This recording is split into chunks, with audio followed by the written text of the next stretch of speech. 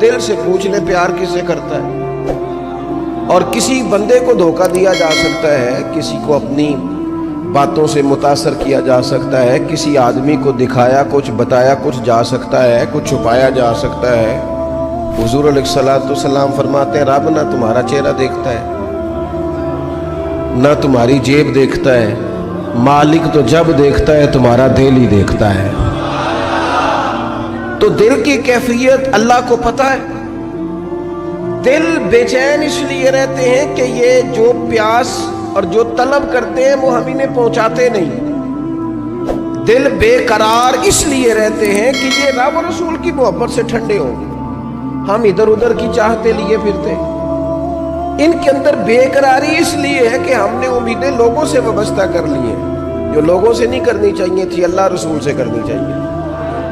ہم نے اسباب کو اختیار کرنا ہے، بھروسہ اسباب پر نہیں، بھروسہ تو اللہ تعالیٰ پہ کرنا ہے. تو جب تک دیکھیں نا قرآن مجید نے کیا کہا، قرآن مجید نے کہا والذین آمنوا اشد حبا للہ، فرمایا وہ لوگ جو ایمان لے آئے وہ اپنے رب سے شدید محبت کرتے ہیں، اپنے رب سے پیار کرتے ہیں. ان کے سجدے بوجھ نہیں، ان کے سجدے تو لذت ہے. انہیں نماز کے لیے لانا نہیں پڑتا، جبر نہیں کرنا پڑتا، ان کے تو دل کھچے چلے آتے ہیں. ان کو تو پیار ہو گیا، رات ساری بیت گئی اور ایک سجدہ بھی مکمل نہ ہوا. میرے دوستو خاص پیار کریں، درود شریف پڑھ کے سوئیں.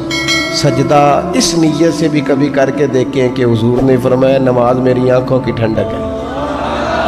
آپ نہ تھوڑا سا اپنی زندگی میں مثبت تبدیلی پیار والی لائیں.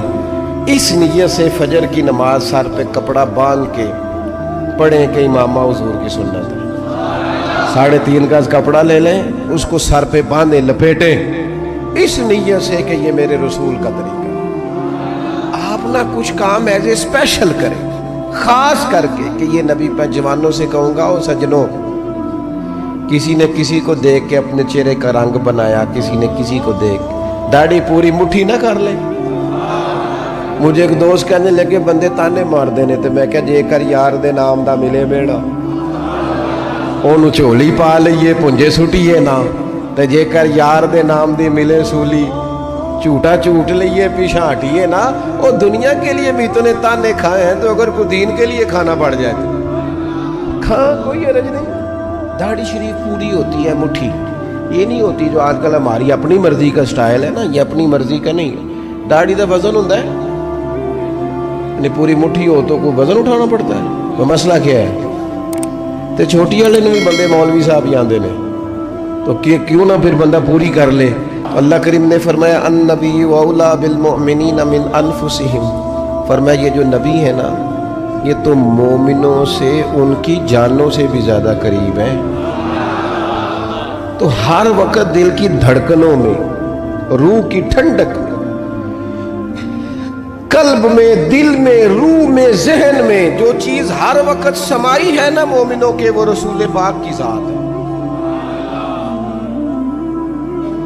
اگر رات ساری بندہ یہی سوچتا رہے کہ سویرے یار کس طرح کام چلانا ہے، پیسے کیسے آئیں گے، جو میرے پاس 2 لاکھ ہے اسے 6 کیسے کرنا ہے، اور یہ 6 ہے یہ 12 کیسے ہو سکتا ہے، اور جناب یہ دنیا میری کیسے آگے بڑھ سکتی ہے، اور یہ جو پلاٹ پڑا ہے نا میرے گھر کے بالکل سامنے کیسے کوئی چکر چلے کہ میرا ہو جائے، گاڑی ہے ذرا چھوٹے ٹائروں والی بڑے ٹائروں والی کیسے آ سکتی ہے.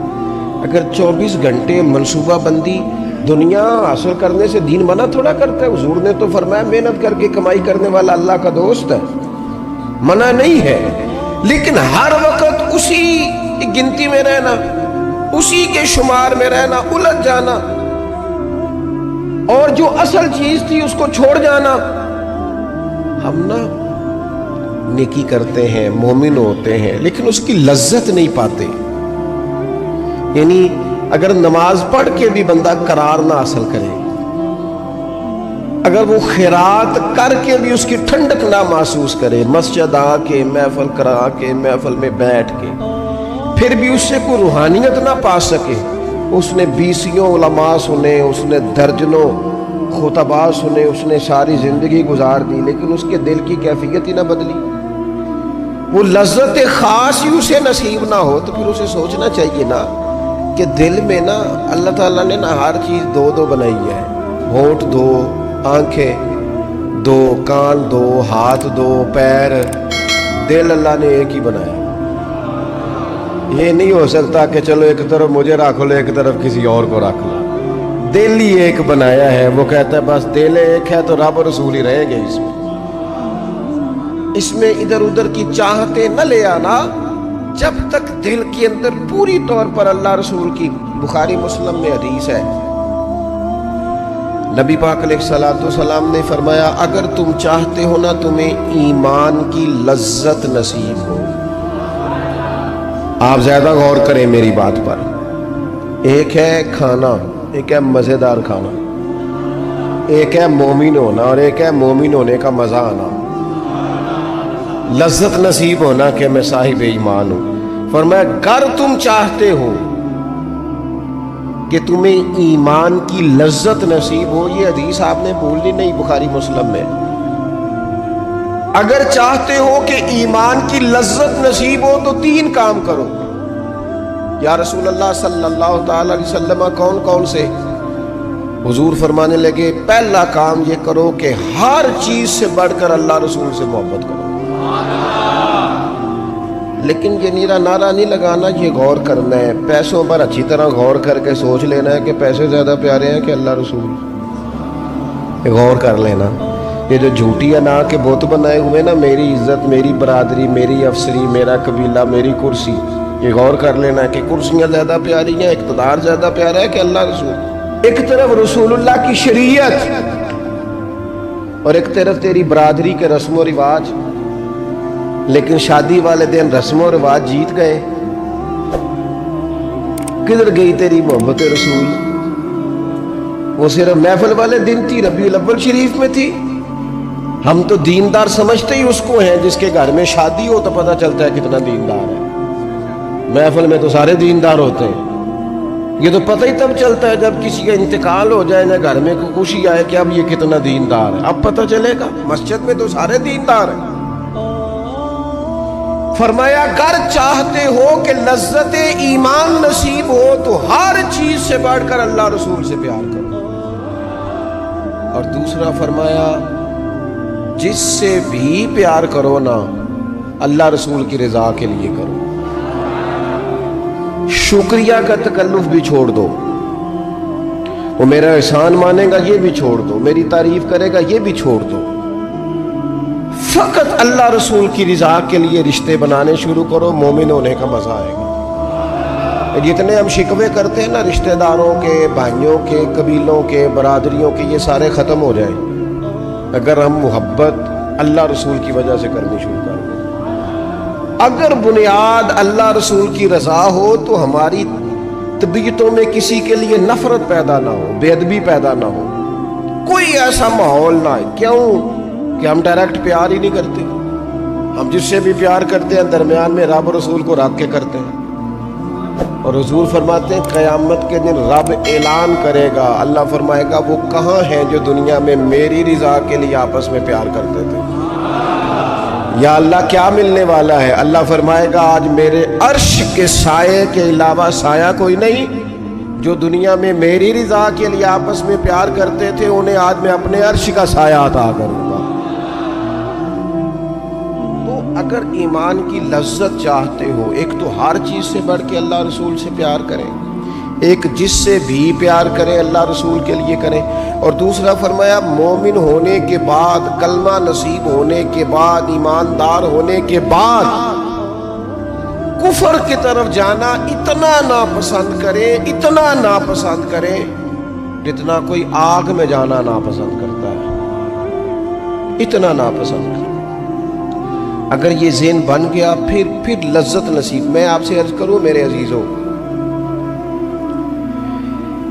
ہم نا تھکی تھکی سی زندگی گزارتے ہیں، بور سا وقت گزارتے ہیں، الجھے ذہن رہتے ہیں، بکھری سوچیں رہتی ہیں، ٹوٹے خیالات، پختگی نئی باتوں میں، مضبوط نہیں افکار. کسی نے مشورہ دیا تو 10 منٹ کچھ اور سوچ لیا, اگلے سے بات کی تو پھر پچھلے کی بات ختم ہو گئی. اپنی زندگی میں مضبوطی نہیں. اور خدا کے بندو, ہمیں تو ایک سادہ سا اسلوب دے دیا گیا ہے کہ تم ہر چیز سے بڑھ کے رسول پاک سے محبت کرو. تو جب پوری طرح وہ محبت نصیب ہو جائے گی, جب پوری طرح وہ چاہت مل جائے گی, جب پوری طرح وہ خلوص نصیب ہو گیا, للہیت مل گئی, اللہ رسول کی بارگاہ نصیب ہو گئی, آپ یقین کریں حضور کی محبت بندے کو پکا کر دیتی ہے, اس کی سوچوں کو مضبوط کر دیتی ہے, اس کے اندر استقامت لاتی ہے. رسول اللہ کی محبت انسان طاقتور ہو جاتا ہے. نبی پاک صلی اللہ تعالی علیہ وسلم کے غلاموں حضرت سعد بن ابی وقاص رضی اللہ تعالیٰ عنہ نے نا کلمہ پڑھ لیا. ماں احتجاج پہ بیٹھ گئی, اگر تو کلمہ نہیں چھوڑے گا تو میں روٹی نہیں کھاؤں گی اتنی دیر تک جب تک تو کلمہ نہیں چھوڑتا. ماں سے صحابہ کرام نے نا شدید ٹکراؤ دیکھا ہے جب وہ مسلمان ہوئے. ہم تو نیکی کرتے ہیں, کوئی خیر کا کام کرتے ہیں تو شاباش ملتی ہے, وہاں یہ نہیں تھا. وہاں تو آپ نے اعلان کیا نہیں اور پتھر برسے نہیں. اماں بھوک ہڑتال پہ بیٹھ گئی. اب ظاہر ہے گلی محلے میں باتیں بھی ہوتی ہیں, برادری قبیلے میں بلو جی اماں ہڑتال پہ بیٹھی ہے, بھوک ہڑتال پہ. حضرت سعد بن ابی وقاص نے 2-3 دن دیکھا, تیسرے دن ماں بھی تھوڑی, اب 2-3 دن بندہ روٹی نہ کھائے حالت اور ہو جاتی.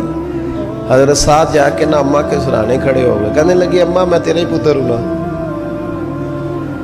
اور مجھے سب سے زیادہ تو ہی جانتی ہے. اماں نے کہا اسی طرح ہی ہے. تو کہنے لگے اماں تو میرے جذبے بھی جانتی ہے, کہ پتر بالکل جانتی ہو. تو کہنے لگے تیری ایک جان ہے نا, اگر تیری 1000 بھی ہو نا, ایک ایک کر کے ساری نکل جائے تو مدینے والے کا کلمہ پھر بھی نہیں چھوڑوں گا, کیونکہ وہ کچا رنگ کے للاری والا جیڑا چڑھ دا تے لیندا رہندا, اے عشق تیرے دا رنگ محمد چڑھ جائے پھر نہیں لیندا. اماں تیری 1000 جان بھی ہو نکل جائے تو یہ کلمہ میں چھوڑنے والا. اماں نے نا شام کو روٹی کھائی. لوگ کہنے لگے اماں بھوک ہڑتال ختم, کہنے لگی میرا پتر ہے میں جانتی ہوں. یہ جو اسے یہ والی میں ہر کام چھڑا لیتی تھی, پر یہ جو پیار ہوا ہے نا یہ چھڑایا جا سکتا, یہ نہیں چھڑایا جا سکتا. وہ دنیا دے جھگڑے ایسا چھوڑ دیتے, سیاست دے جھگڑے ایسا چھوڑ دیتے, محبت دا جھگڑا ہے چھڑا کوئی نہیں سکتا, یہ چھڑا کوئی نہیں سکتا. دوستو حضور کی محبت مضبوط کرتی ہے, مضبوط طاقتور کر دیتی ہے. نہ سمجھ آئے تو سیدنا بلال سے پوچھ کے دیکھو, پوچھ کے دیکھو, مار پڑتی جاتی ہے محبت طاقتور ہوتی جاتی ہے, تانے ملتے جاتے ہیں محبت مضبوط ہوتی جاتی ہے. نہ سمجھ آئے تو سیدنا سلمان فارسی سے پوچھو. سالوں بیت گئے ڈھونڈتے تلاش کرتے, آتے حضور کی بارگاہ میں حاضری دیتے, غلامی کرتے, کہاں سے چلے کہاں پہنچے. اگر نہ سمجھ آئے تو حضرت خبیب سے پوچھو, نہ سمجھ آئے تو بدر میں جا کے شہید ہونے والوں سے پوچھو یہ محبت کتنا طاقتور کرتی ہے. حضرت انس بن نضر سے پوچھو میدان احد میں کہ یہ محبت افکار کو زندہ کرتی ہے, روح کو تازہ کرتی ہے. بندہ نہ زیادہ باتوں سے ویسے ہی بچ جاتا ہے, ایک شے ہی صرف یاد کرنی پڑتی ہے, ایک شے ہی, علم و بس کریو یار اے ہوئی حرف تینوں درکار. اعلیٰ حضرت فرماتے ہیں اے عشق تیرے صدقے ہم جلنے سے چھوٹے سستے, جو آگ بجھا دے گی اب وہ آگ لگائی, جو آگ بجھا دے گی اب وہ.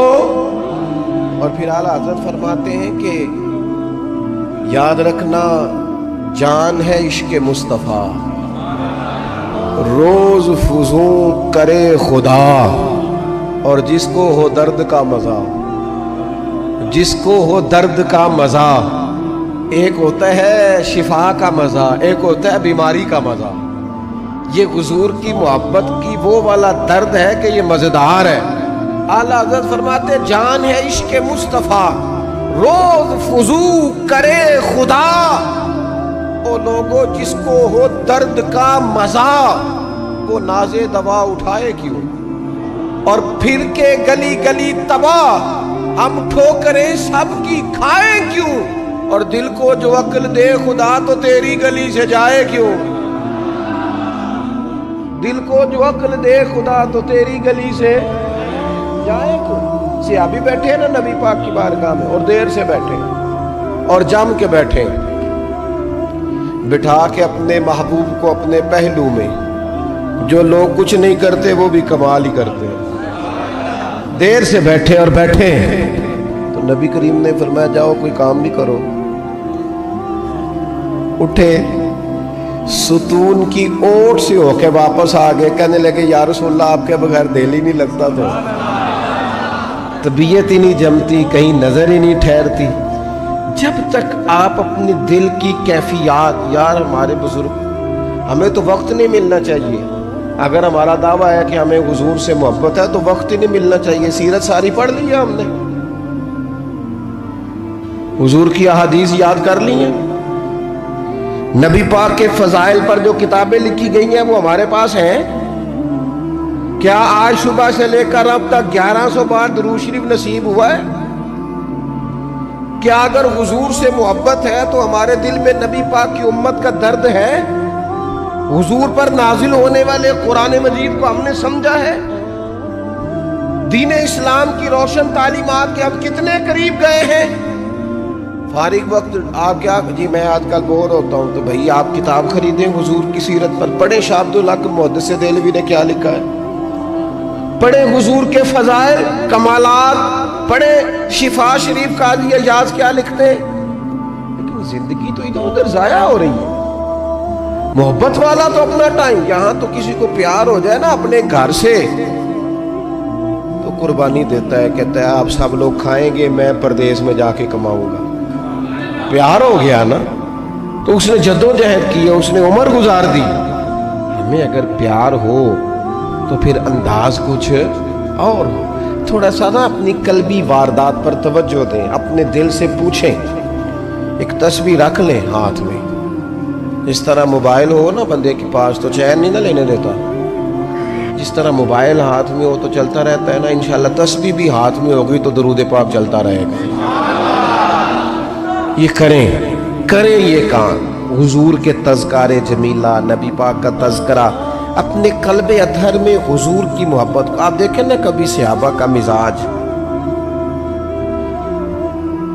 ایک ہوتا ہے بڑے مشورے کرنا،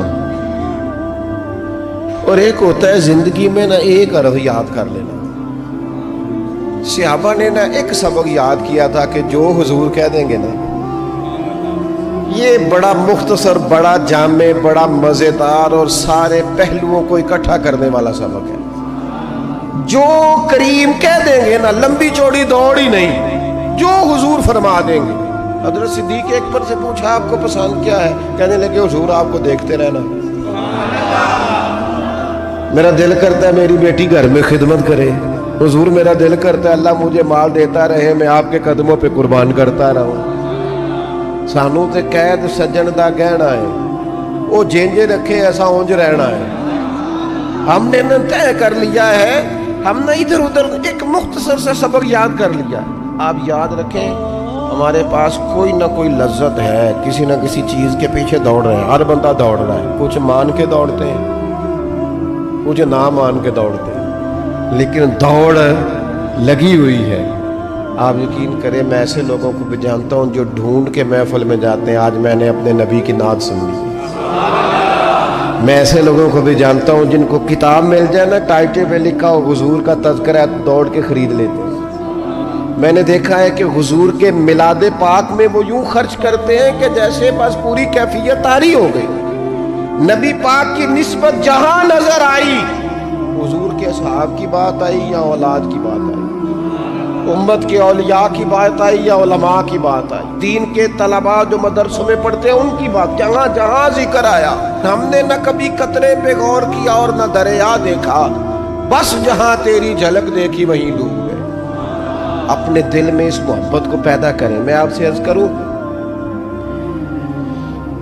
औलादें भी परेशान हैं हमारी।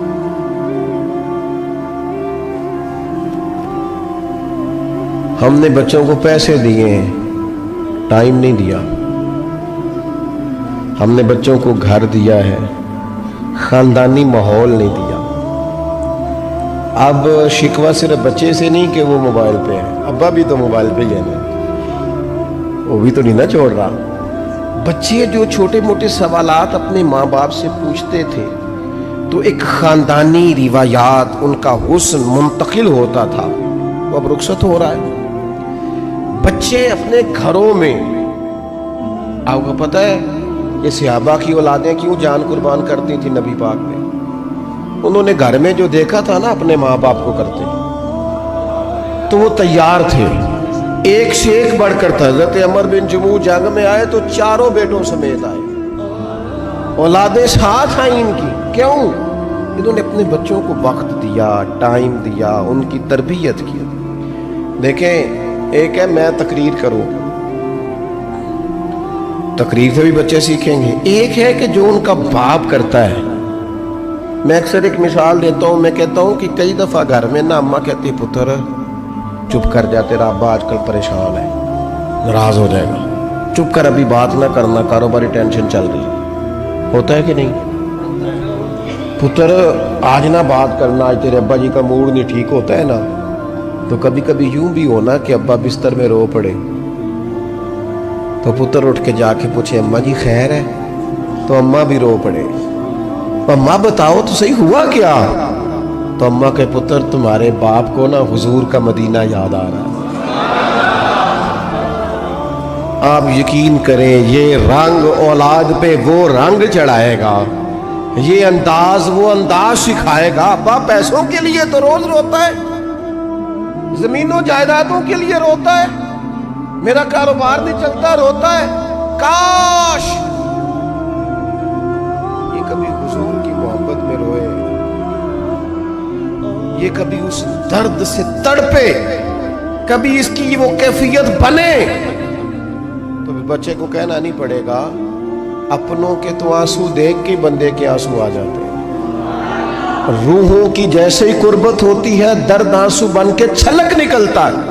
जब तक ये मोहब्बत इस बार रफ्तगी के साथ नहीं पैदा होगी, कभी अब्बा उंगली लगाए ना बच्चे को और मस्जिद में जा गए, कारी साहब दिल बड़ा परेशान है, जरा हुजूर की कुनात तो सुनाए। जरा घर में बच्चे को कहे ना पुत्र ये खोल जरा मोबाइल और हुजूर की फुला नात तो लगा, मेरा दिल कर रहा है। तो ये भी अंदाज है जो बच्चों के दिलों में हुजूर की मोहब्बत पैदा करेगा। लेकिन हमने ना बिल्कुल एक रवायती अंदाज इख्तियार किया हुआ है। ठीक है, कभी कोई सिलसिला हो गया तो हो गया, उसकी जो अमली कैफियत है वो हमारे यहाँ नहीं है। फिर वो तकलीफ़ें, वो आजमाइशें, वो परेशानियाँ, वो गुर्बतें, वो वक्ती तौर पर लोगों के ताने, वो तनकीद, वो तंज, वो फब्ती, ये सारी चीज़ें मज़ेदार हो जाती हैं मोहब्बत अल्लाह रसूल से। हम ना अपनी तबीयतों में चाहत की, रब रसूल की मोहब्बत की वो ख़ास लज्जत नहीं पैदा करते जो होनी चाहिए। महफिल भी होती हैं, रोज़े भी आते हैं, हज भी होते हैं, उम्रे भी होते हैं, लेकिन हज उम्रा अल्लाह रसूल के लिए है कि फ़ोटो के लिए? महफिल अल्लाह रसूल के लिए या फ्रंट सीट के लिए? रब रसूल की तारीफ होगी या 15-20 लोगों की लिस्ट पहले पढ़ के सुनाई जाएगी कि फलाना भी मेहमान खुसूसी है, फलाने की ज़ेरे निगरानी है, फलाना भी आया है, फलाने भी कहा था कि जरा भाई, जब तक उसमें गलबा, ये एक बड़ी सादी सी बात है और ये अहम सबक है। वो किसी ने कहा था कि दर्द अगरचे जान गुज़िल है, क्या करूं दिल है। गम इश्क अगर ना होता तो गम रोज़गार होता। चलो इश्क का गम ना सही, रोज़ी रोटी का ही सही, दिल में गम ज़रूर रहता है। कोई ना कोई तलब इंसान की तबीयत में, दिल में चाहत हमेशा मौजूद रहती है। कुछ लोग इस बात को मानते हैं, कुछ नहीं मानते। कुछ लोग शोहरत से प्यार करते हैं, मानने को तैयार नहीं होते। कह दिया जाए ना कि मैं वहाँ भी गया था, लोग आपका जिक्र कर रहे थे, तो उनका दिल ठंडा हो जाता है। कुछ लोग तारीफ से मोहब्बत करते हैं, اللہ معاف کرے، جب تک کوئی دو چار لوگ خوشامد نہ کریں ان کی طبیعت ٹھیک ہی نہیں رہتی۔ کچھ لوگ اللہ ماشاءاللہ پیسوں سے پیار کرتے ہیں، پیسے نہ ہو تو بیمار سے لگتے ہیں، اور جیب بھری ہو تو صحت بھی ان کی۔ ہم مختلف چاہتوں، مختلف محبتوں میں گرفتار ہوتے ہیں۔ بعض محبتیں بڑا نقصان کرتی ہیں، انسان کے باطن کو اجاڑ دیتی ہیں، اس کی روح کو میلا کچیلا کر دیتی ہیں، اس کے روحانی مسائل میں نہایت نقصان دہ ثابت ہوتی ہیں۔ نبی پاک صلی اللہ تعالی علیہ وسلم کی حدیث، اس پر نبی پاک علیہ السلام نے فرمایا، دنیا کی محبت یعنی ہرس کے ساتھ ہو، لالچ کے ساتھ ہو، جائز ناجائز کی پرواہ کے بغیر ہو، دنیا کی محبت، مال دنیا کی محبت، حضور فرماتے ہیں یہ ہر برائی کی جڑ ہے۔ جب کسی شخص کو پیار ہو جائے کہ میں نے پیسے جمع کرنے ہیں، دولت اکٹھی کرنی ہے، مال ہی جمع کرنے، جب اس کا یہ ذہن بن جائے تو پھر وہ کسی چیز کی پرواہ نہیں کرتا۔ اسے حقوق ضائع ہوتے نظر آئیں تو ہوتے رہیں، یتیموں کا مال ہے کہ غریبوں کا مال ہے کہ زکوٰۃ کا مال ہے کہ خیرات کا مال ہے کہ کس چیز کا مال ہے، کسی شرعی پابندی کا لوگ خیال نہیں کرتے۔ غلبہ جو کر گئی دنیا کی محبت، یہ دنیا کی محبت جس طرح ہر بیماری کی جڑ ہے، نقصان کرتی ہے۔ ہمیں اپنے آپ سے پوچھنا چاہیے، سوال کرنا چاہیے کہ دل کیا چاہتا ہے دراصل۔ یہ سینے میں ہے، دھڑکتا ہے، تو بنیادی طور پر صبح سے شام تک اس کی طلب کیا ہے، اس کی چاہت کیا ہے، یہ ہمیں دیکھنا چاہیے نا۔ مولا علی شیر خدا فرماتے میں نے اسی سے تو رب کو پہچانا ہے کہ جو میں کرنا چاہتا تھا وہ نہیں ہوا، بلکہ وہ ہوا جو میرا رب چاہتا تھا۔ فرماتے میں نے کسی کام کے لیے سارے اسباب جمع کر لیے، جب نہیں ہوا تو میں سمجھ گیا یہ کرنا میرے اللہ نے۔ یہ تو اللہ کی بہت بڑی اس کے ہونے کی علامت ہے کہ آپ اس کی رضا پہ راضی رہیں۔ حضرت ابن وقاص رضی اللہ تعالیٰ عنہ بڑے مستجاب الدعوات تھے، جو دعا مانگتے تھے قبول ہو جاتی تھی، اللہ کا ان پر خاص انعام تھا، اور یہ بات بڑی مشہور ہو گئی، دور دور سے لوگ ان کے پاس دعائیں کرانے آتے، خود وہ نابینا تھے، بینائی نہیں تھے۔ تو کچھ لوگوں نے ان سے کہا کہ آپ اپنے لیے بھی دعا کر لیں، تو فرمانے لگے میرے رب نے بڑا عرصہ مجھے آنکھوں کا نور عطا کیا ہے، اب وہ لے گیا ہے تو میں اپنے رب کی رضا پہ راضی ہوں۔ اب اس میں ہوتا کیا ہے، دکھ اور تکلیف اور اللہ کے فیصلے پہ راضی رہنے میں ایک خاص لذت بھی ہے۔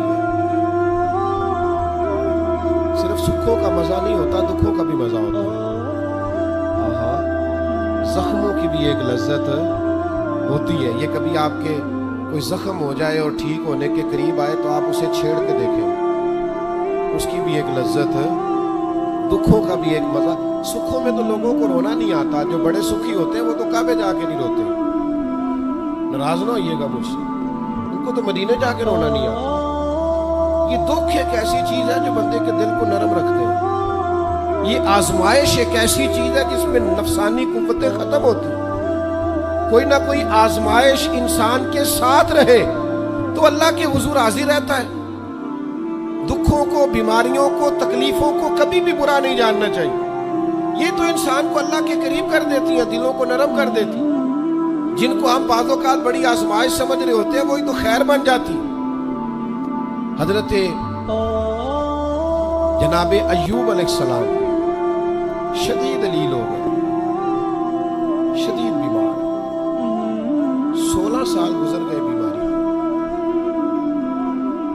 تو آپ یہ اہلیہ نے ایک دن آپ سے کہا اللہ کے نبی ہیں، دعا ہی مانگ لیں، اللہ شفا دے دے۔ تو جناب ایوب علیہ السلام اپنی اہلیہ سے فرمانے لگے شفا کتنا عرصہ رہی ہے؟ انہوں نے کہا 60 سال۔ فرمایا بیماری کو کتنا عرصہ ہوا؟ کہا 16 سال۔ فرمانے لگے ذرا بیماری کو بھی ساتھ ہو لینے دے، پھر دعا مانگ لیں گے، ہو لینے دے ذرا 60 سال۔ اللہ کی رضا پہ راضی رہنے کا فیصلہ کیا۔ آپ کی زبان مبارک سے یہ جملے نکلے کہ 60 سال ہو جائیں گے تو کر لوں گا دعا، اللہ تعالیٰ نے اسی وقت شفا عطا فرمائی، ٹھیک ہو گئے جناب ایوب۔ کچھ دن گزرے نا تو آپ کی اہلیہ نے ایک سوال پوچھا، کہنے لگی ایوب یہ بتائیے آپ نے بیماری بھی دیکھی، شفا بھی دیکھی، بیماری ٹھیک تھی کہ شفا؟ آپ فرمانے لگے سارے دن ہی اللہ کے جس حال میں رکھے ٹھیک ہے،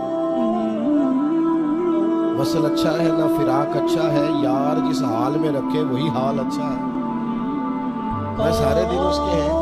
لیکن فرمانے لگے اگر تم مجھ سے پوچھو نا میری ذاتی رائے تو بیماری بڑی اچھی تھی۔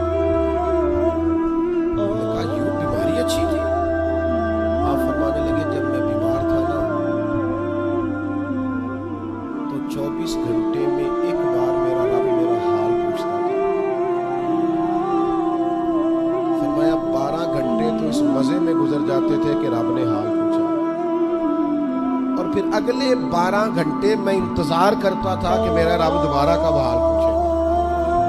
تو میں 24 گھنٹوں کی لذت نہیں بتا سکتا جو اس کے حال پوچھنے سے طاری ہوتی۔ تو فرمایا شفا تو مل گئی ہے پر آپ کو حال تو نہیں نہ پوچھتا۔ اب میرے بھائی اس بیماری میں جو لذتیں ہیں، جو کرم نوازیاں ہیں، جو رحمتیں، ان کو بھی تو دیکھیں، اپنے کریم رب کی رضا پہ راضی تو رہے۔ آپ کو پتہ ہے دکھ کس کو کہتے ہیں؟ دکھ کی تعریف درویش یہ کرتے ہیں کہ ہماری مرضی اور ہے اور رب کا ارادہ کرم ہے، اس کا نام دکھ ہے۔ سکھ کیا ہے کہ ہماری بھی وہی مرضی ہے جو ہمارے رب کی مرضی۔ اگر مالک کریم کا ارادہ کرم یہ ہے کہ لاکھوں کروڑوں مل جائے تو الحمدللہ، اور اگر اس کا ارادہ کرم یہ ہے کہ ایک وقت روٹی ملے ایک وقت فاقہ ہو تو الحمدللہ۔ اللہ کے فیصلوں پر راضی رہنا، ڈھیر سارے لوگ دنیا میں ملتے ہیں جو کہتے ہیں جی مجھے یہ پریشانی ہے، میں سب طبیبوں حکیموں کے پاس گیا، پھر میں آستانوں درباروں مزاروں پہ بھی حاضر ہوا، اس کے بعد میں نے بڑے بڑے دانشوروں سے مشاورت کی، لیکن میرا یہ مسئلہ حل نہیں ہوتا۔ کیا ہوتا ہے پھر وہ انزائٹی کا، ڈپریشن کا، ٹینشن کا، ذہنی تناؤ کا شکار ہونے لگتا ہے۔ یاد رکھیے گا کہ اگر سارے ڈاکٹروں، طبیبوں، حکیموں، دعاؤں، التجاؤں کے بعد بھی مسئلہ حل نہیں نہ ہو رہا تو پھر معنی یہ ہے کہ رب کی رضا یہی ہے کہ جو کرم سے اس نے فیصلہ کر دیا ہم بھی اس فیصلے پہ راضی ہو گئے۔ بے چینی اور اضطراب یہ ہے کہ اللہ کا فیصلہ کچھ اور ہے اور ہماری جدوجہد کچھ اور ہے، اس سے ذہنی اضطراب اور تناؤ پیدا ہوتا ہے، اس سے طبیعتیں بے چین اور بے قرار ہوتی ہیں۔ امام علی مقام رضی اللہ تعالیٰ عنہ کی زندگی یہ ہے، اس کو سمجھیے گا کہ جس طرح قرآن مجید نے حضرت یوسف علیہ السلام کے واقعہ کو احسن القصص کہا ہے، قصوں میں سے سونا قصہ، خوبصورت داستان جناب یوسف، اور داستان یہ ہے کہ کبھی وہ باپ کے سب سے زیادہ لاڈلے ہیں اور کبھی وہ جناب یوسف علیہ السلام کنویں کی زینت بنتے ہیں، کبھی ان کے قریب گرم ہوا بھی نہیں آتی اور کبھی ان کے چہرے پر تماچے پڑتے ہیں، پھر وہ کنویں سے نکلتے ہیں تو ایک اور تکلیف سہتے ہیں کہ انہیں بازار میں بیچا جاتا ہے، پھر وہ اللہ کی فضل سے اور اس کی توفیق سے ایسی جگہ چلے جاتے ہیں جہاں انہیں شہزادہ بنا کے رکھا جاتا ہے۔ کچھ زندگی بڑی آسودگی اور آسانی کی طرف بڑھنے لگتی ہے کہ پھر ایک فیصلہ کرم ہوتا ہے کہ جناب یوسف کو جیل میں جانا، تو وہ کسی جگہ شکوہ نہیں کرتے، وہ کنویں میں جاتے ہیں تو پھر بھی اللہ کی رضا پہ راضی ہیں، وہ شہزادے بنتے ہیں تو پھر بھی اللہ کی رضا پہ راضی ہیں، وہ دوبارہ جیل میں ڈال دیے جاتے ہیں تو پھر بھی اللہ کی رضا پہ راضی ہیں۔ پھر اللہ کا فیصلہ ہوتا ہے کہ جس ملک کے وہ قیدی تھے نا، رب اسی ملک کا انہیں بادشاہ بنا دیتا ہے۔ یہ انسانی زندگی کا ایک دستور ہے کہ آپ کو دکھ بھی آئیں گے، سکھ بھی آئیں گے، آزمائشیں بھی آئیں گی، تکلیفیں بھی آئیں گی، لیکن سکھوں کا معاملہ تو ہم بڑے لطف کے ساتھ اور ذائقے کے ساتھ گزارتے ہیں، دکھوں کی باری آتی ہے تو شدید اضطراب کا شکار ہو جاتے ہیں۔ بالکل یہی زندگی جناب امام حسین رضی اللہ تعالیٰ عنہ۔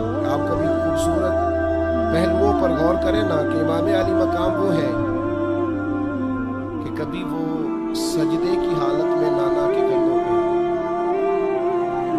اور کبھی حضور گلی سے گزر رہے ہیں تو حسنین نانا کے کندھوں پہ ہیں۔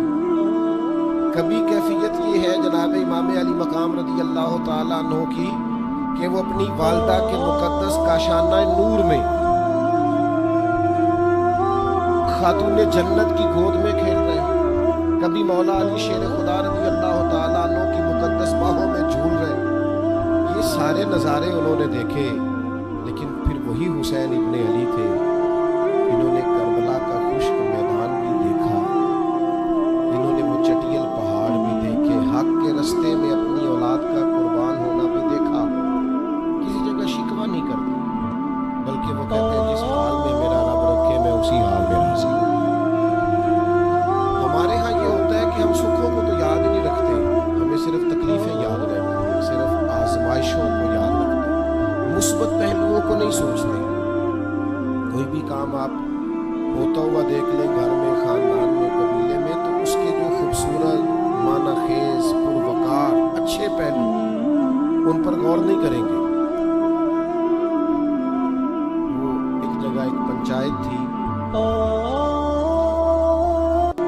وہاں کسی خاتون نے شکوہ کیا کہ میرے خاوند نے مجھے یہ تکلیف دی ہے، یہ آزمائش میں مجھے مبتلا کیا ہے، یہاں سخت سست کہا۔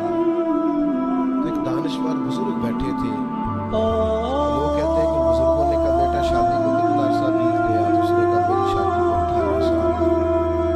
تو اس نے کہا یہ جو تم لڑائی، فساد، جھگڑا، دنگا، پریشانی بتا رہے ہو، یہ تو ایک دن کا ہے، باقی 18 سالوں کی بھی بات بتاؤ گے۔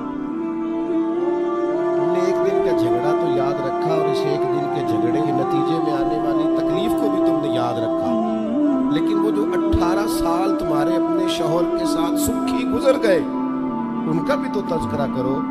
کچھ دیر کی خاموشی کے بعد اللہ نے اس خاتون کے دل میں ٹھنڈک پیدا کی، اور وہ کہنے لگی میرے شکوے دور ہو گئے ہیں، اب میں انشاءاللہ کوشش کروں گی کبھی دوبارہ اپنے شوہر کی شکایت کروں۔ اب بات کو سمجھیں، ہم اپنی زندگی کی صرف شکایتیں، یعنی دکھی ہیں صرف زندگی میں، وہ دعا کرتے جی میرے گھٹنے میں درد ہے، باقی جسم ٹھیک ہے نا ماشاءاللہ سارا، اس کا شکر بھی ساتھ ادا۔ دعا کریں جی آج کل کاروبار نہیں چل رہا، تو اس سے پہلے ساری زندگی ٹھیک چلتا رہا ہے، اس کا شکر بھی ادا کر لیں۔ قرآن مجید فرقان حمید ارشاد فرماتا ہے اللہ کے بندوں کی شان یہ ہے کہ رضی اللہ عنہم ورضوا عنہ، بڑا خاص پہلو۔ اللہ فرماتا ہے کہ اللہ ان سے راضی ہے اور وہ بھی اپنے اللہ سے راضی ہے۔ اللہ نے انہیں جس حال میں رکھا ہے وہ بھی اللہ سے راضی ہے۔ ذالک الفوز العظیم، اللہ فرماتا ہے یہ بڑی کامیابی ہے، اللہ بھی ان سے راضی ہے اور وہ بھی اللہ سے راضی ہیں۔ امام غزالی رحمت اللہ تعالیٰ علیہ سے کسی نے پوچھا یہ بندے کا اللہ سے راضی ہونے کا کیا مطلب ہے؟ تو امام صاحب فرمانے لگے رب تو کریم ہی بڑا ہے، یتیم کے سر پہ ہاتھ پھیر دو راضی ہو جاتا ہے، وہ طوائف کتے کو پانی پلا دے تو مالک راضی ہو جاتا ہے، وہ تو مہربانی بڑا ہے، تم نے رو کے 2 آنسو بہا دیے وہ راضی ہو جاتا ہے۔ فرماتے بندے کا مسئلہ ہے، مسئلہ تو بندے کا ہے، یہ راضی ہوتا ہی نہیں، یہ ہر وقت شکوے کرتا ہے، ہر وقت شکایات کرتا ہے، ہر وقت اس کا ذہن الجھا رہتا ہے، ہر وقت کوئی نہ کوئی نئی چیز کا مطالبہ کرتا ہے۔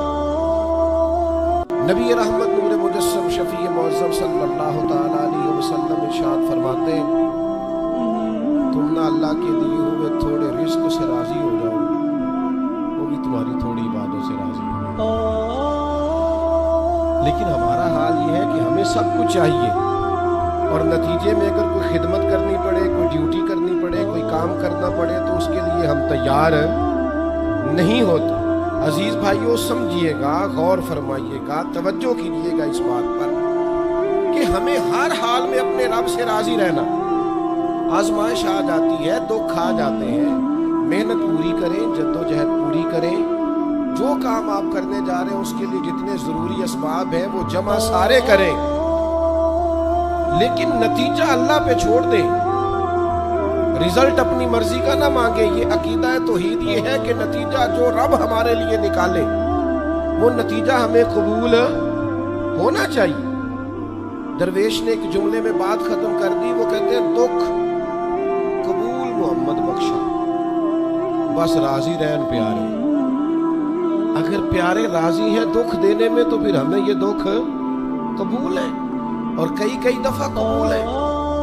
تو اپنی طبیعت کے اندر یہ مقام تسلیم و رضا لائیں، ہر وقت اپنے رب سے راضی رہے۔ صحیح مسلم شریف میں حضرت عمر فاروق رضی اللہ تعالیٰ عنہ کا ایک جملہ بڑا خوبصورت ہے، اور حضور اس کو سن کے بڑے راضی ہوئے۔ صحیح مسلم میں موجود ہے، حضرت عمر نے ایک موقع پر جب سرور کائنات علیہ السلام کو تھوڑا ناراض دیکھا، حضور کے چہرے پر کچھ آثار ناراضگی دیکھے، تو جناب عمر نے ایک جملہ کہا تھا جو بڑا حسین ہے اور کتب احادیث میں چمکتا ہے۔ حضرت عمر نے وہ بات کہی تو حضور کی ناراضگی خوشی میں بدل گئی۔ نبی پاک علیہ السلام کے چہرے پر جو آثار ناراضگی تھے وہ خوشی کے تصورات میں بدل گئے۔ حضرت عمر عرض کرنے لگے رضیت باللہ ربا وبالاسلام دینا وبسیدنا ومولانا محمد نبی و رسولا۔ حضرت عمر نے حضور کو ناراض دیکھا تو کہنے لگے یا رسول اللہ، ہم اللہ کے رب ہونے پہ راضی ہیں، اسلام کے دین ہونے پہ راضی ہیں، اور اللہ نے آپ کو ہمارا نبی اور رسول بنایا، ہم اس بات پر بڑے راضی ہیں۔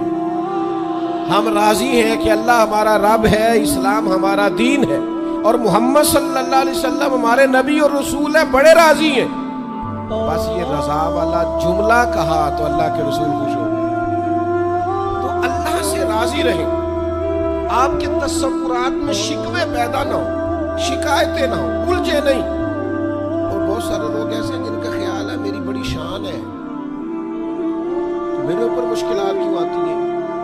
دوست اکثر کہتے ہیں نہیں میں صدقہ بھی دیتا ہوں، نمازیں بھی پڑھتا ہوں، دل کسی کا نہ دکھے اس کے لیے بھی پوری کوشش کرتا ہوں۔ میرا زندگی کا مزاج یہ ہے کہ میں کوشش کرتا ہوں کہ کسی کو میرے لہجے سے، انداز سے، اٹھنے بیٹھنے سے اذیت نہ پہنچے، لیکن پھر بھی مجھے مصائب آتے ہیں۔ ہم انہیں کہتے ہیں آپ عبادت کریں، مہربانی فرمائیں، تجارت تو نہ کریں۔ آپ کی رائے یہ ہے کہ میں نے صدقہ دے دیا مصیبت کوئی نہ آئے، میں نے نماز پڑھ لی مشقت کوئی نہ آئے۔ تو قانون قدرت یہ ہے کہ حضور علیہ الصلوۃ والسلام فرماتے ہیں سب سے زیادہ تکلیفیں آتی انبیاء پہ ہیں، اور حضور فرماتے ہیں میں اللہ کا لاڈلا محبوب ہوں، میرے اوپر سب سے زیادہ تکلیفیں آئیں۔ یہ آپ اللہ کی رضا پہ راضی رہیں گے تو دیکھیں آپ کے مزاج میں کمال بردباری پیدا ہو جائے گی، ایک ٹھہراؤ آئے گا۔ یہ دوست انتظامات کر رہے ہوتے ہیں نا، پروگراموں کے، اجتماعات کے، محافل کے، تو میں ایک ہی بات سب سے کرتا ہوں، میں کہتا ہوں آپ نے نا بردبار رہنا ہے، آپ نے تعامل سے رہنا ہے۔ ہم دیہاتی لوگ ہیں تو ہمارے ہاں شادیاں ہوتی تھی نا، تو شادیوں پہ رشتہ دار اکٹھے ہوتے تھے، تو صرف یہ فکر نہیں ہوتی تھی کہ کھانا پکانا ہے، صرف اتنی فکر نہیں ہوتی تھی کہ ان کے سونے کا انتظام ہو، ایک فکر اور بھی ہوتی تھی کہ بندے بڑے اکٹھے ہوئے ہیں، سارے برادری اکٹھی ہوئی ہے، کہ لڑ نہ بہنا بسے تھے۔ ہمارے ہاں نا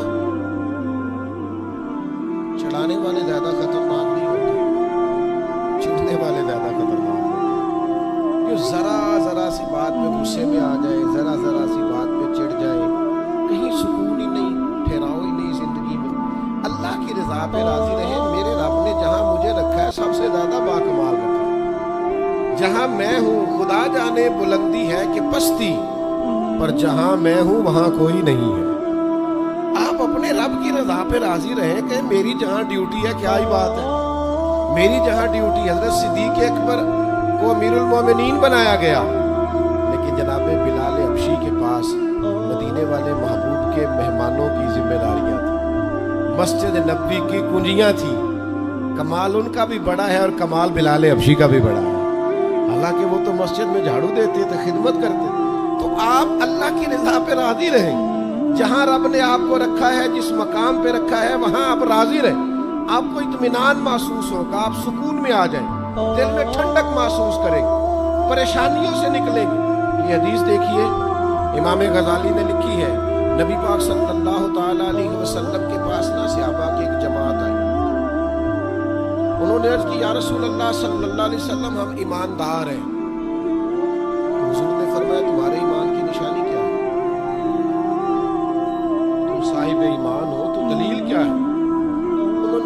رسول اللہ یہ ذرا دلیل سننا. عرض کرنے لگے یا رسول اللہ مصیبت آئے تو صبر کرتے ہیں, نعمت ملے تو شکر کرتے ہیں, اور یا رسول اللہ رب جو فیصلے کر دے ہم اس پر راضی رہتے ہیں. حضور فرمانے لگے کعبے کہ رب کی قسم تو واقعی ایماندار لو. اگر تم اللہ کے فیصلوں پہ راضی ہو, اگر تم نعمتوں پہ شاکر ہو, مصائب پر صابر ہو, تو تم واقعی مومن ہو. یہ یاد رکھیں اچھی طریقے سے کہ ہمیشہ اپنے آپ کو اپنے رب کے فیصلوں پہ راضی رکھیں. ہمیشہ کوشش کریں کہ مقدر سے شکوہ نہ کریں, تقدیر سے شکایت نہ کریں. جو ہمیں نہیں ملا اس کے بارے میں اپنی طبیعت کے اندر تڑپ اور طلب نہ پیدا کریں. بس جو فیصلہ رب نے کر دیا اس فیصلے پر ہمیشہ راضی رہیے, کر کے دیکھیں. حضرت انس بن مالک رضی اللہ تعالیٰ عنہ فرماتے ہیں کہ پوری جماعت جنت میں جائے گی لوگوں کی. فرشتے ان سے پوچھیں گے میاں حساب دے آئے ہو؟ تم کہیں گے ہمیں تو کسی نے حساب پوچھا ہی نہیں. ان سے پوچھا جائے گا پل صراط دیکھی ہے؟ کہیں گے نہیں ہم نے تو نہیں دیکھی. ان سے پوچھا جائے گا کہ میزان عمل؟ تو انہوں نے کہا نہیں بالکل نہیں. تو کہا اچھا تم بڑے خاص لوگ ہو, دنیا میں کرتے کیا رہے ہو؟ تو کہیں گے کرتے کچھ بھی نہیں تھے, رب کے فیصلوں پہ راضی رہتے. اور طبرانی میں ایک روایت ایسی بھی موجود ہے کہ حضور فرماتے ہیں رب کہتا ہے جس نے میرے فیصلوں پہ راضی نہیں رہنا وہ رب کوئی اور ڈھونڈ لے. اگر تم میرے فیصلے پہ راضی ہی نہیں ہو, او بھائی میں اپنے ادارے کا سربراہ ہوں, جو میرا فیصلہ نہیں مانے گا وہ نکلے گا ادارے سے. میں اپنی جماعت اور تنظیم کے تعلق سے کوشش کروں گا کہ امیر کی اطاعت کا سبق دوں. اگر کوئی نظم و ضبط درست نہیں کرے گا, یہ ایک حال ہے یہاں کے جو مینجمنٹ کے کام ہے, معاملات ہے, ایک سربراہ اب آپ نے بنایا ہوتا ہے, اب اس کی اگر بات نہیں مانے گا کوئی ورکر, کوئی کام کرنے والا, تو یقیناً وہ کہیں گے کہ میاں آپ بات نہیں مان رہے تو ہمارا نظم و ضبط خراب ہوتا ہے. لہذا اگر آپ نے ہمارے نظم کے اندر نہیں رہنا تو آپ نکل جائیں. تو اللہ کے فیصلوں کو جو لوگ تسلیم نہیں کرتے, اللہ کے فیصلوں کو جو لوگ تسلیم نہیں کرتے, یقیناً وہ کمزور ہو جاتے ہیں. آج بڑے لوگ ہیں جو وظیفے پوچھتے ہیں اللہ کیسے راضی ہوگا, بتاؤ وظیفہ آپ. امام غزالی لکھتے ہیں کہ حضرت موسیٰ کلیم علیہ السلام نے اللہ کے حضور عرض کیا مالک میری قوم پوچھتی ہے تو کیسے راضی ہوگا, ہم تجھے راضی کرنا چاہتے ہیں تو کیسے راضی ہوگا. تو حضرت موسیٰ علیہ السلام سے رب کریم نے فرمایا ان سے جا کے کہہ دو کہ مجھ سے راضی ہو جائے میں بھی ان سے راضی ہو جاؤں. یہ اپنے رب سے راضی رہیں, جو رب ان کے لیے فیصلہ کرے. حضرت سفیان ثوری دعا مانگ رہے تھے نا, یا اللہ راضی ہو جا, یا اللہ راضی ہو جا, یا اللہ راضی ہو جا. تو حضرت رابعہ بصریہ رحمۃ اللہ علیہ بھی پردے کے پیچھے بیٹھی تھی. تو جب انہوں نے بہت زیادہ اس دعا پر اصرار کیا نا, یا اللہ راضی ہو جا, تو پردے کے پیچھے سے بول پڑی, کہنے لگی سفیان اب کچھ اور نہ مانگے, اللہ سے آگے نہ چلے. جناب سفیان کہنے لگے میں دعا ہی کر رہا ہوں کہ یا اللہ تو راضی ہو جا. تو فرمانے لگی پہلے اپنے دل پہ ہاتھ رکھ کے بتائیں آپ اللہ سے راضی ہیں؟ آپ تو کہتے ہیں یہ ہے تو یہ نہیں ہے, کبھی یہ بھی مل جائے نا, اگر آپ ناراض نہ ہو تو. پہلے خیال تھا ایک سواری مل جائے چاہے موٹر سائیکل ہی ہو, مل گئی. اب بڑی پریشانی ہوتی ہے, کبھی 4 ٹائروں والی ہوتی نا, وہ بھی مل گئی, دے دی, طلب ہی یہ تھی.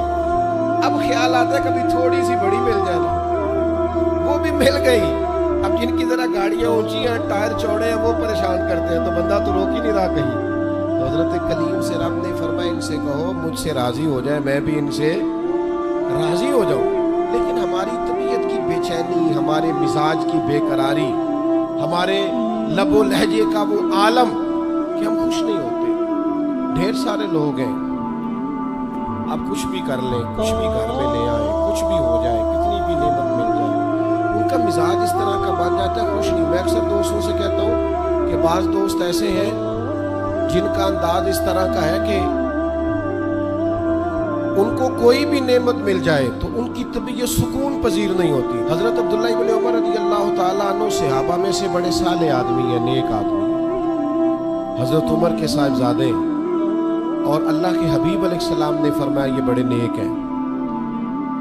تو سیدنا عبداللہ ابن عمر رضی اللہ تعالیٰ عنہ کے نا ایک صاحبزادے بیمار تھے. یہ جو بچے بیمار ہوں یا کسی تکلیف میں ہوں تو یہ ماں باپ کو بڑا بے چین کر دیتے ہیں. اپنی بھوک بھی بندہ سہ لیتا ہے, اپنی بیماری اور تکلیف بھی سہ لیتا ہے, لیکن اگر اولاد کسی آزمائش کا شکار ہو جائے, پریشانی کا شکار ہو جائے تو انسان بڑی تکلیف میں آ جاتا ہے. حضرت عبداللہ ابن عمر رضی اللہ تعالیٰ عنہ بڑے پریشان تھے اپنے بیٹے کو لے کر, اور جو ان کے قریبی لوگ تھے وہ محسوس کرتے تھے کہ شدید ذہنی اضطراب میں مبتلا ہے سیدنا عبداللہ ابن عمر. اللہ کا فیصلہ کرم آیا اور ان کے صاحبزادے کا وصال ہو گیا. جب ان کے صاحبزادے وصال کر گئے نا تو ظاہر ہے کہ بیماری سے بڑا غم تو صاحبزادے کا انتقال کر جانا ہے. تو جنازے کے لیے جو لوگ آئے اور اس کے بعد جو تعزیت کے لیے لوگ آئے وہ کہتے ہیں ہم نے جناب عبداللہ ابن عمر کو بڑا مطمئن دیکھا. ہم نے دیکھا کہ بیٹے کے انتقال کے بعد ان کی طبیعت میں ایک ٹھہراؤ آ گیا اور آنے جانے والوں کو بڑے اطمینان سے, بڑی محبت سے ملتے. ان کا انداز بڑا منفرد ہو گیا. ایک صاحب نے پوچھ ہی لیا کہ جناب آپ پہلے بڑے بے چین تھے, اب آپ کی طبیعت میں بڑا ٹھہراؤ آ گیا, وجہ کیا ہے؟ تو حضرت عبداللہ ابن عمر فرمانے لگے جب تک وہ بیمار تھا میری ذمہ داری تھا اور میں بے چین تھا. فرمایا میرے رب کا فیصلہ کرم آ گیا ہے اور وہ میرے رب کے حضور حاضر ہو گیا. گویا آپ جس بارگاہ میں گیا ہے وہاں رحمت ہی رحمت ملے, وہاں کرم ہی کرم ملے. اب میں مطمئن ہو گیا ہوں کہ اللہ کی رحمتیں قبر میں اس کا استقبال کریں گی. جب تک میری ڈیوٹی تھی تو میں پریشان تھا, بے چین تھا, بے قرار. اب تو حاضر بارگاہ ہو گیا اور میں اپنے رب کی رضا پہ راضی ہوں. جب تک اللہ نے چاہا بیٹا میرے پاس رہا, اور جب اللہ نے چاہا اللہ نے اسے اپنی بارگاہ میں بلا لیا. میرے بھائیوں یاد رکھیے گا, ہمیشہ اس بات کو اپنے ذہن میں بٹھائیے گا کہ زندگی کے اندر کبھی بھی اللہ کے فیصلوں پر شکوہ کرنا اور اللہ کے فیصلوں پر اظہار ناراضگی کرنا معاذ اللہ, اس سے اپنے دامن کو ہمیشہ بچا کے رکھیں اور پناہ میں رکھیں اپنے دامن کو کہ کبھی بھی انسان اس طرح کا نہ ہو جائے. میں دیکھتا ہوں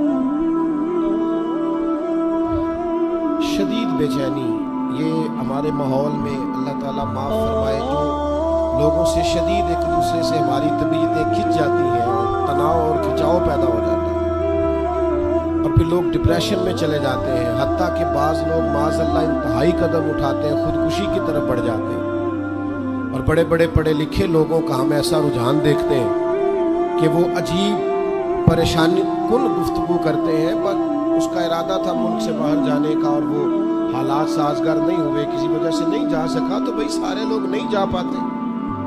آپ ڈھیر سارے لوگوں سے پوچھ لیجئے گا